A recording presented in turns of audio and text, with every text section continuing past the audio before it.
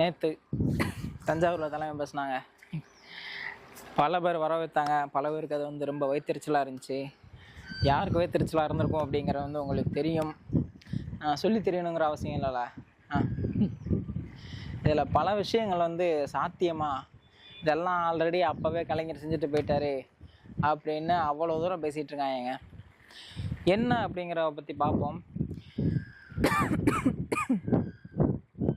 கிட்டத்தட்ட அவர் சொன்ன ஒரு வார்த்தை என்னென்னா, முதல்ல எனக்கு ரொம்ப ஸ்ட்ரைக்கானது வந்து பிஜேபி அப்படிங்கிற ஒரு கட்சி. ஆமாம், தமிழ்நாட்டுக்குள்ளே பிஜேபி வந்தால் அதை செஞ்சிடும், தமிழ்நாட்டையே சுடுகாடு ஆக்கிரும், தமிழ்நாட்டையே பிரிச்சிடும், தமிழ்நாட்டையே அதை செஞ்சிடும், பல விஷயங்கள் சொல்லியே நம்மளை ஏமாற்றி 2 பேரும் நம்மளை மாற்றி ஆண்டுட்டு வர்றாங்க. எனக்கு அப்போ தான் ஒரு விஷயம் ஸ்ட்ரைக் ஆச்சு. பிஜேபி வந்திருந்தால் கூட இவ்வளோ செஞ்சுருக்குமா அப்படிங்கிற வந்து அது தெரியலை. ஒரு கேள்விக்குறி தான் அப்படின்னு வச்சுக்கோங்களேன். பிஜேபின்னு ஒரு கட்சி ஆட்சிக்கு வந்தால் தான் என்ன செய்யுது, இது எப்படின்னா பூதம் வருதுன்னு சொல்லி பூசாரி வந்து நம்மக்கிட்ட சம்பாதிக்கிற மாதிரி இந்த கதை தான். உடனே நீங்கள் தப்பாக நினச்சிக்காதே. ஒரு எக்ஸாம்பிளுக்காக சொல்கிறேன், உனக்கு வேறு எக்ஸாம்பிள் கிடைக்கலான்னு எனக்கு டக்குன்னு தோணுச்சு, அதனால் சொன்னேன். ஸோ பூதம் வந்துட்டால் கூட பிரச்சனை இல்லையோ அப்படிங்கிற அந்த ஒரு மனநிலைக்கு நம்ம ஆயிடுறோம்.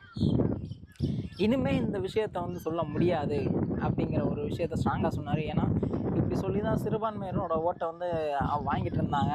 இனி அது நடக்காது அப்படிங்கிற வந்து அப்பட்டமாக தெரிஞ்சு போச்சு அப்படின்னு சொன்னார். அதுக்கப்புறம் விவசாயிகளை பற்றி பேசினார். அது கொஞ்சம் ஒரு நெருக்கமான விஷயமா இருந்துச்சு வச்சுக்கோங்களேன். விவசாயிகளுக்கு அப்படி 2 ஏக்கர் கீழே இருக்கிறவங்களுக்கு வந்து எந்த ஒரு அரசு வேலையிலையும் இல்லாத குடும்பத்தை சேர்ந்தவங்களுக்கு, மாணவர்களுக்கு, பொறியியல் படிப்புலையும் சரி, மருத்துவ படிப்புலையும் சரி 100% அதாவது கல்வி கட்டணம் இதை வந்து நாம் கொடுப்போம் அப்படின்னு சொன்னார். அதே மாதிரி 5 ஏக்கருக்குள்ளே இருக்கிறவங்களுக்கு வந்து பயிர்க்கடன் தள்ளுபடி அப்படின்னாரு. அதே 5 ஏக்கருக்கு மேலே இருக்கிறவங்களுக்கு வந்து 50% பயிர்க்கடன் தள்ளுபடி இருக்கும் அப்படின்னு சொன்னார். இது வந்து மேனிஃபெஸ்டோவா, தேர்தல் அறிக்கையா அப்படின்னு கேட்டால் இல்லை, இது வந்து தாவேக்காவோட விஷன் அப்படின்னு சொன்னார். இது வந்து எங்களோட ஒரு ஃப்யூச்சர் அச்சீவ்மெண்ட்டாக இருக்கும் அப்படின்னாரு. இதைத்தான் நான் சொல்ல வர்றேன். கலைஞர் வந்து ஆல்ரெடி அப்போவே பண்ணிட்டாரு அப்படின்னு நீங்கள் சொல்கிறீங்க. அது வந்து தேர்தல் அறிக்கை. நான் அந்த ஆட்சிக்கு வந்தால் அந்த 5 வருஷத்தில் அதை நான் செய்வேன் அப்படிங்கிறது தான். இது விஷன். இது எங்களால் அச்சீவ் பண்ண முடியும், நாங்கள் அச்சீவ் பண்ணுவோம். இது வந்து எப்போ நாங்கள் வந்தாலும் இது வந்து சாத்தியப்படுத்துவோம் அப்படிங்கிற வந்து சொன்னாங்க. சாத்தியமாக இருந்தது அப்படின்னு கேட்டிங்கன்னா, சாத்தியம் என்ன, மக்கள் பணத்தையும் சரி அரசாங்க சொத்தையும் சரி கொள்ளையடிக்காமல் இருந்தால் இது சாத்தியம். அதே கொள்ளையடித்த பணத்தை மீட்டாலும் அது வந்து சாத்தியம் அப்படிங்கிற வந்து சொல்ல முடியும். அப்புறம் உரத்தட்டுப்பாடு வந்துச்சு. அதில் வந்து நிறையா பேர் பதுக்கி வச்சு சம்பாதிச்சாங்க. இது வந்து நம்ம அதில் வந்து நடக்காது அப்படின்னு சொன்னாங்க. இன்னொன்று, அந்த படிப்பு விஷயத்தில் வரும்.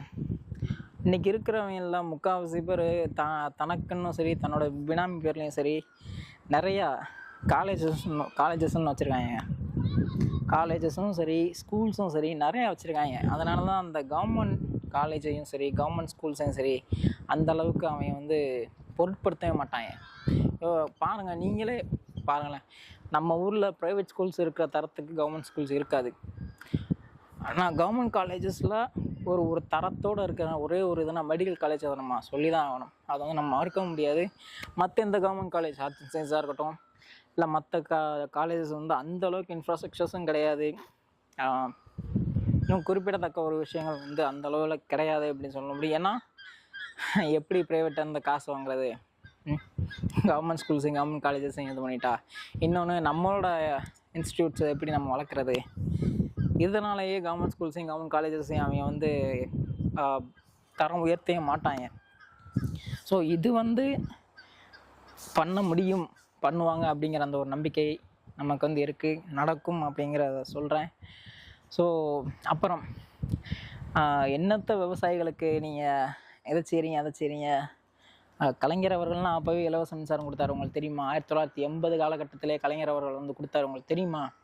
அப்போவே நாங்கள் விவசாயத்துக்கு நல்லா செஞ்சிட்டோங்க அப்படின்னு சொல்கிறீங்க. ஐயா செஞ்சார், சரி. ஆனால் இன்னைக்கு என்ன செஞ்சிட்ருக்கீங்க?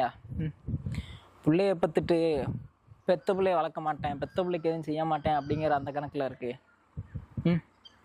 பிள்ளைய மட்டும்தான் பெற்றுக்கிருவேன். எப்படி சொல்கிறது, பயிர் வளர்கிறதுக்கு மட்டும் விளையிறதுக்கு மட்டும்தான் நான் வந்து உதவி செய்வேன். அந்த பயிரை நீ எப்படி விற்பியோ, என்ன செய்வியோ, இல்லை தூக்கி போடுவியோ, தீ வச்சு கொளுத்தியோ, என்னவும் செஞ்சுக்கோ. ப்ரொடக்ஷனுக்கு ஹெல்ப் பண்ணிவிட்டு ஃபைனல் ப்ராடக்ட்ஸுக்கு சேலுக்கு ஹெல்ப் பண்ணலன்னா என்ன ஒரு அரசாங்கம் நீங்கள் நடத்துனீங்க? இதில் என்ன ஒரு முழுமையான ஒரு எப்படி சொல்கிறது, முழுமையான விஷயங்கிறது ஒன்று எங்கே இருக்குது? இன்றைக்கி நெல்லுன்னு எடுத்தால் அதை விளைய வச்சு அதை பாதுகாத்து அதை விற்கிறதெல்லாம் தான் அந்த முழுமையான ஒரு விஷயமே இருக்குது. விளைய விற்கிறதுக்கு மட்டும் நான் உதவி பண்ணுவேன், மித்தபடி பாதுகாக்கிறதுக்கும் முயற்சி பண்ண மாட்டேன், விற்கிறதுக்கும் உங்களுக்கு உதவ மாட்டேன் அப்படின்னு சொன்னால் இதில் என்னது? இதில் பல லஞ்சங்கள் வேறு, கையூட்டுகள், இது எல்லாத்தையும் நான் சரி பண்ணுவேன் அப்படின்றாரு. இது சரியா தப்பா சொல்லுங்கள்? மேபி இது வந்து நடக்கலை, மேபி நடக்கும் பட்சத்தில் நீங்கள் என்ன செய்வீங்க? அதில் ஏதாச்சும் ஒரு குத்தம் கண்டுபிடிக்கலாமா அப்படிங்கிறத தானே நீங்கள் நினைப்பீங்க. நான் என்ன சொல்கிறேன், நீங்கள் திட்டங்கள் பண்ணுறீங்க, ஆனால் அந்த திட்டத்தை முழுமையாக செய்கிறீங்களா அப்படிங்கிறத கொஞ்சம் பாருங்கள் அப்படின்றேன். அவர் சொன்ன மாதிரி ஒரு திட்டம்னு ஒன்று ஆரம்பிக்கிறீங்க. இந்த இப்போ எல்லாத்தையும் அவசர காலகட்டத்தில் தான் எல்லா திட்டங்களையும் நீங்கள் வந்து சொல்லி அதை வந்து ஆரம்பிக்கிறீங்க படிப்படியாக. 5 வருஷம் காலகட்டம் இருந்துச்சு. 2021 2026 இன்னும் நடந்துக்கிட்டு இருக்கு. அந்த 5 வருஷத்தில் ஒரு திட்டங்கிறத எதை முன்னாடி பண்ணணும், எதை பின்னாடி பண்ணணுங்கிற அந்த ஒரு பேசிக் நாலேஜ் ஏன் இல்லை இல்லை அலட்சிய போக்கா அப்படிங்கிறது தெரியலை. இவ்வளோ தூரம் ஒரு அரசாங்கமே நடத்துறீங்க நீங்கள். அப்படி இருந்தும் எதனால் உங்களால் ஒரு அச்சீவ் பண்ண முடியல? அவர் சொல்கிற மாதிரி ஒரு திட்டத்தை கடைசி காலத்தில் ஆரம்பிச்சு விட்டுட்டு மிகப்பெரிய ஒரு திட்டத்தை ஆரம்பிச்சு விட்டுட்டு மக்கள் மேலே பழிய போட்டுறது. நீங்கள் ஆட்சியை மாற்றிட்டீங்க, அதனால் அந்த திட்டத்தை அவங்க கைவிட்டாங்க, நாங்கள் என்ன செய்கிறது? இதெல்லாம் ஒரு நியாயமான ஒரு வார்த்தையாக ஒரு பதிலாக இருக்குமா சொல்லுங்கள்? இன்னொன்று மீனவ பிரச்சனையை பற்றி பேசுகிறீங்க. மீனவ பிரச்சனையை பற்றி அவர் சொல்கிறாரு, அழுத்தம் கொடுங்க அப்படின்றாரு. அது நீங்கள் சென்ட்ரல் கவர்மெண்ட்டை தான் கேட்கணும் அப்படின்னு பல பேர் சொல்கிறாங்க. சென்ட்ரல் கவர்மெண்ட்டுங்கிறது என்னது?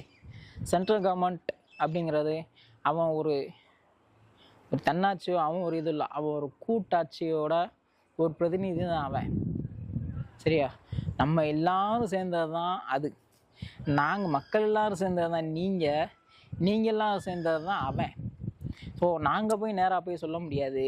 அதுக்காகத்தான் உங்களை ஒரு பீப்புள்ஸ் ரெப்ரசன்டேட்டிவ், மக்களின் பிரதிநிதியாக உங்களை வந்து கொண்டு வர்றோம். நீங்கள் அங்கே போய் உட்காந்துக்கிட்டு இந்த இப்போ நாடாளுமன்ற தேர்தலில் நீங்கள் வெற்றி பெற்றவங்கள பாதி பேர் ஆளையே காணோம். போய் அட்லீஸ்ட் அந்த அசம்பிள்லேயாச்சும் உட்காடுறாங்கன்னா அப்படிங்கிறது கூட தெரியலை.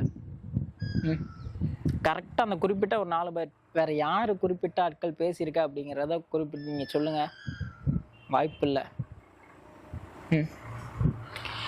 இதெல்லாம் சொன்னால் ஏற்றுக்க மாட்டீங்க. நீங்கள் தான் சார் ப்ரெஷர் கொடுக்கணும். ஆஸ் ஒரு மக்களின் பிரதிநிதியாக, ஒரு ரெப்ரசன்டேட்டிவாக நீங்கள் தான் போய் அழுத்தம் கொடுக்கணும். உங்கள் அப்பாவுக்கு அவ்வளோ செய்கிறதுக்கு அவ்வளோ மும்முரமாக இருக்கிற நீங்கள் ஏன் இதுக்கு நீங்கள் அவ்வளோ மும்முரம் காட்ட மாட்டீங்க? சாகிறது ஏன் மீனவன், உன் ஸ்டேட்டு மீனவன் கிடையாது, ஏன் ஸ்டேட்டு மீனவன். உன்னால் முடியுமா பாரு, இல்லைன்னா என்ன விட்டுரு அப்படிங்கிற எதையுமே நீ அப்போ ஒரு இதுக்காக சொல்கிறேன். அதுக்கு நான் சாத்தியம் கிடையாது, ஒரு எக்ஸாம்பிளுக்கு சொல்கிறேன். அப்படி ஒரு பிரச்சனை நீங்கள் கொடுங்களேன். மாண்புமிகு பிரதமர் அவர்களுக்கு எங்களது மீனவர்கள் சாகும் விஷயங்களை நீங்கள் கொஞ்சம் கண்டுகொண்டு அதற்கான தீர்வை எழுதுங்கள் அப்படின்னு நீங்கள் எழுதுனீங்கன்னா அவன் தூக்கி வச்சுட்டு ஓரமாக போயிடும். அதுக்கான எவ்வளோ செக்யூரிட்டிஸ் வச்சுருப்பீங்க, எவ்வளோ ஐஏஎஸ் வச்சுருப்பீங்க, எவ்வளோ ஐபிஎஸ், இவங்கெல்லாம் உட்காந்துட்டு என்ன செய்வாங்க? சம்பளத்தை மட்டும் வாங்கிட்டு போயிடுவாங்கண்ணா. இதை ஏன் நீங்கள் செய்யலை அப்படிங்கிறத அவர் கேட்கார். நான் வந்தால் பண்ணுவேன். ப்ரெஷருங்கிறது கொடுக்குற விதத்தில் கொடுக்கணும் அப்படிங்கிறத தான் அவர் சொல்கிறாரு. மக்களோட கருத்தும் அதாங்க. நீ அலட்சிய போக்கில் நம்ம சம்பாரிச்சா போதும் அப்படிங்கிற அந்த ஒரு எண்ணத்தில் நீங்கள் போனீங்கன்னா எந்த பயனும் இல்லை. அதுக்கப்புறம் ஒரு ஃபன்னியான விஷயம் என்னென்னா, அதான் அந்த 5 வருஷத்தோட கடைசியில் ஆரம்பிச்சுட்டு அடுத்த பீரியடில் நாங்கள் இந்த திராவிட மாடல் 2.0 வந்து நாங்கள் கண்டினியூ பண்ண அவன் உங்கள் அப்பாவாலேயே முடியலையே சார், அதை எப்படி நீங்கள் பண்ண முடியும் அப்படின்னு ஒரு வார்த்தை கேட்குறாரு. அது ஒரு நியாயமான அது உங்களுக்கே தெரியும்ல. திமுக தொடர்ச்சியாக 2வது இடம் வந்ததா சரித்திரமே கிடையாதுங்கிறதும் உங்களுக்கே தெரியும். அப்புறம் என்ன தைரியத்தில் நீங்கள் அப்படி சொல்கிறீங்க? அதுவும் பல விஷயங்களை நீங்கள் செஞ்சுட்டு நீங்கள் இப்படி சொன்னீங்கன்னா அதை எப்படி நம்ப முடியும் சொல்லுங்கள்? ஸோ இதெல்லாம் அந்த மனுஷன் பேசினார், அதுலேருந்து எனக்கு புரிஞ்சுக்கிட்டே தான் நான் பேசினேன். என்ன பார்த்து செயல்படுங்க, ஏதோ சொல்ல வேண்டிய என் கடமை, செய்ய வேண்டிய உங்கள் கடமை அப்படிங்கிறத சொல்லிவிட்டு இந்த வீடியோ நான் முடிக்கிறேன். நல்லா போய் நெக்ஸ்ட் வீடியோ.